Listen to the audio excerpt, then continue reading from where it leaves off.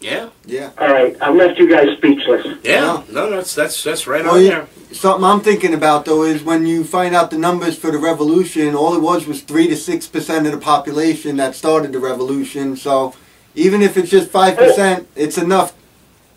Oh, it's not just 5%, and that. Oh no, that's true. Oh, yeah. I'm sure that that's a bleeding heart liberal somewhere, or some idiot as part of the establishment that is putting these numbers together. Because I can tell you that at least 150,000 people in the We the People network, and I don't know how many people listening to the 3 or 4 radio stations or podcast stations that I'm involved with, especially yours, which I know gets out to people, and they're not sheeple.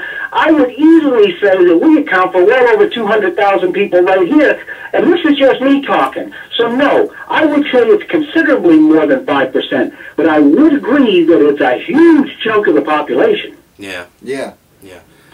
You know, again, there's 300 million people. There's probably close to 20 million people in my general estimates, 20 million, just by the amount of listeners to various types of radio. Well, Alex gets about 15 million himself every week, Alex Jones. Yeah, that's he's been reputed to reach as many as 30 million people. Yeah, but that's worldwide as well. His numbers are worldwide. Right. But well, when we're talking sheeple, we are talking worldwide. Isn't this the new world order? No, It's true. not the But in new our world country, order, it's the new world order. That is true. Absolutely right. Looking at the rest of the world, we see most of them are protesting, so it looks like most of them are ahead of our people.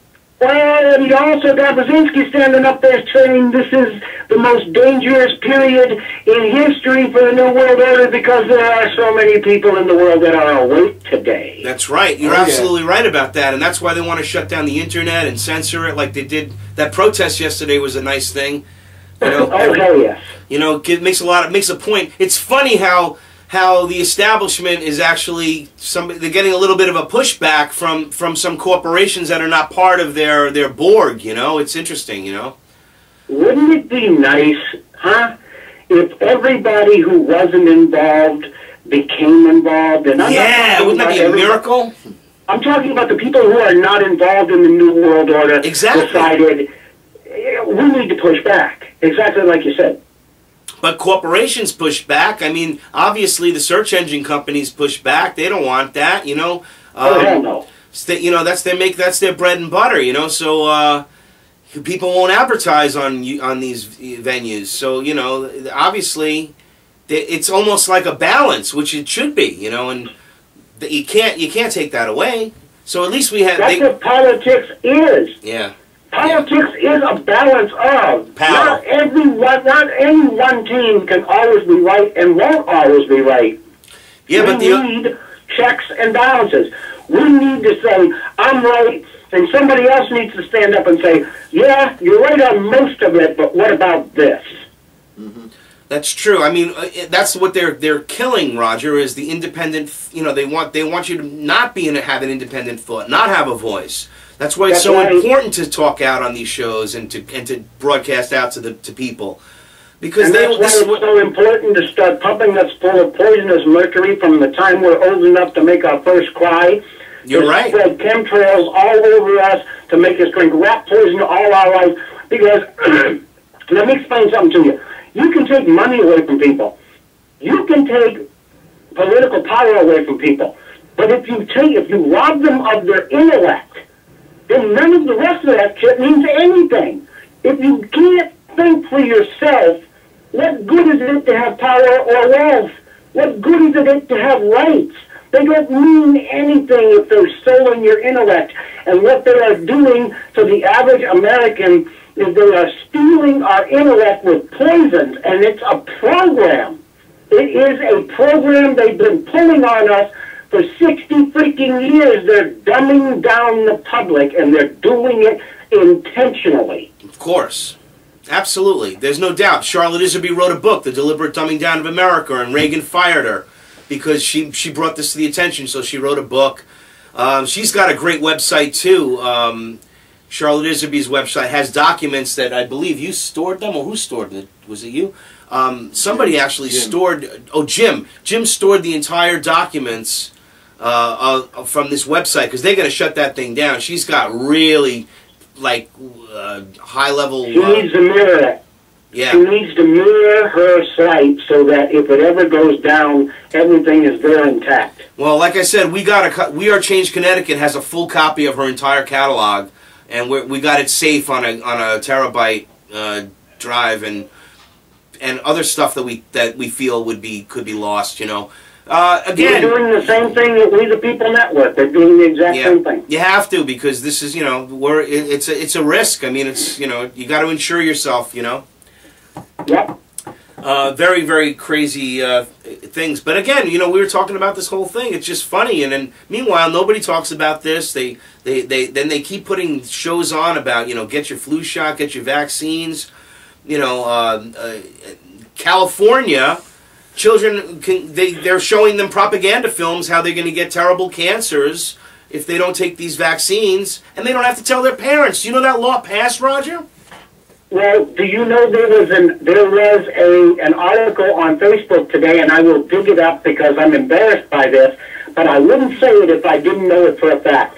There was an article that stated that a woman took her daughter, her infant daughter, in, and when the doctor stated that she needed a booster, an inoculation, she refused to let the doctor inoculate her daughter. The doctor, her family doctor for I don't know how many years, called the police and had this woman arrested because she would not let the doctor inoculate her daughter. Which means basically, you're going to take our poison or you're going to jail. Right, and the crazy thing is that he's probably compartmentalized and believes that he's doing the rest, that she is a risk to her child. We have a member, Alec, in East Hartford, who... when his child was born, they refused to allow it to be inoculated with the normal inoculations. They took the child home, and CPS came to their door. So it's a similar fashion here in Connecticut. I don't know where that happened, but you know, and they gave him a big hassle. They call him child abuse. Not giving your children vaccinations is now child abuse. That's fascism. That's exactly what it is. But then, no, you're a conspiracy theorist. Again, did we not discuss on the last show I was on that you do not own your personage anymore? We are, in fact, assets to the government. Right, exactly. We're cattle. That's right. Registered cattle. We do not own our bodies, so we have no right to say, in their eyes, we don't have the right to say we're going to refuse an inoculation because we don't belong to us. We belong to them. That's because the criminal bankers took possession of us, as we said, through the Social Security Act of 1934 and the gold seizure, which is exactly what happened. It was another thievery. They're doing it again now, and they're going to further enslave us with the fine. See, this enslavement, Roger, it wasn't so bad. Like you said, like you said last time, you saw a lot of things changing in your life. Oh, hell yeah. Right, but it was like still like, you know, it's gotten to this point now, but you know, it wasn't that 100 years ago. It was a slow, steady move to this point.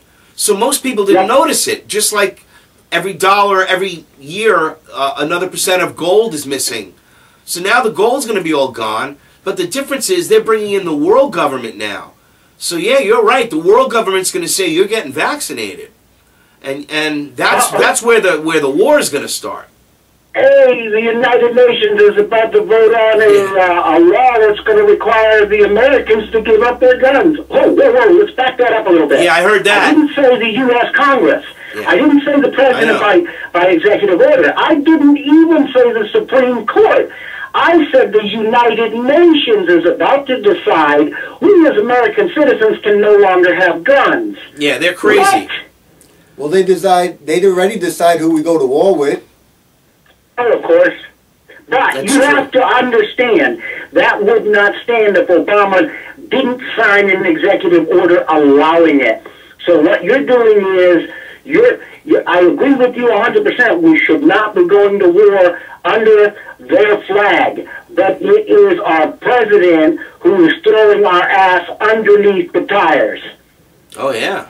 Big time. Who's the guy signing the order saying, we're going to go kill people under the United Nations flag? That's right. Who's the man doing that? Well, shouldn't he have been arrested when he took an oath to the United Nations in the beginning? Yeah, and we sat on the Security Council? Yeah, I mean, right there he should have been arrested. Treason! Right there he should have been arrested for treason. Forget about the Logan Act, that's treason. Well, did you know that there is right now, I believe it's in Georgia, at least a half a dozen people have been subpoenaed in his birth certificate and his right to even be in the presidency. That case actually has gone into a federal court, and they have been subpoenaed and have to show up by the 26th of this month. Yeah, in South Carolina, I heard about that, sure. Yeah. Is it South Carolina or is it Georgia? Oh, maybe it's Georgia. I believe it's Georgia. You're probably right. Georgia. But you're not going to hear about that in the mainstream media. No. Do you know how much money, do you have a clue, Howard, how much money they have spent keeping that out of court? Oh, yeah. Millions. Millions upon millions of dollars just keeping it out of court. Now, that's not taxpayer money that's being spent keeping this out of court. No. That's bankster money that's being spent keeping this out of court. Well, there's finally one judge who said, you know what, and it's not a federal judge, this is a Georgia state judge, because each state has the right to decide who has the right to be on a presidential ballot. That's right, 10th Amendment rights. That's right, states' rights, 10th Amendment. States' rights. So if he decides that there is a good reason to keep Obama off the ballot because there is proof that that's not a valid birth certificate, or since his father is not and never was an American citizen, then by constitutional law, Obama never should have been elected, because in order for him to be a natural citizen of the United States, both his parents have to be citizens. Also, when he also, even if he was a citizen, didn't he then go to Kenya, where you have to give up your U.S. citizenship, where they have the pictures of him at the madrasa? So even if he was born a citizen, which, like you said, I agree with you, he wasn't, his father wasn't, but even if he was, he would have had to have given it up when he went to Kenya, which would make him not qualified again. His father was never a naturalized American, never an American citizen in any way, shape, or form, which automatically disqualifies Obama from ever being a sitting president in this country. But do you find anybody jumping on that bandwagon? No. They have spent millions upon millions of dollars, the banksters have, keeping their puppet in there by keeping this out of court. Well, guess what? It's getting its day in court at the end of this month in Georgia. Fantastic. Now, if this actually goes through and they find a reason to keep him off the ballot, that's going to snowball. Oh, yeah, it's a much bigger mess. Yeah, that could be like make Watergate look like, nothing. Like the dominoes falling. Boom, boom, boom, boom, boom. Because you're not going to have a president to challenge if he never, ever gets on the ballot. Yeah, that would be great. It would be a precedent for the other states, that's right. It would be a precedent for the president? Sorry. That's pretty funny, but yes. Yes. Very true. Wow, hey, wouldn't it be interesting if they would have to like null and void everything that he ever did? He would be an unofficial president. And now, how do you figure that? How do you figure that? Okay, because I would tend to agree with you, but do you realize the mess you're talking about to undo every executive order, and the result of every executive order, and the results of any executive order? I realize that. Do you realize what you're talking about? Well, you know what I realized? Actually, it's funny that we talk about this, Roger, because this is my conception of it. Here's how I think. First of all, we all know that executive orders, the good ones and the bad ones, are both unconstitutional. So, well, they are and they aren't, but I agree with you in the context you're saying it in, yes. Right. So, what I'm saying is that, I would just get rid of executive orders. In other words, these executive orders, whatever orders, if they ever come to be used, have to, and I'm not saying eliminate them because, again, they're not erasing them, but let's say that they have to get used, or some president says, well, here's my executive order. Well, we sign a new order or a new law that states that any executive order must first be approved by Congress before being put into effect.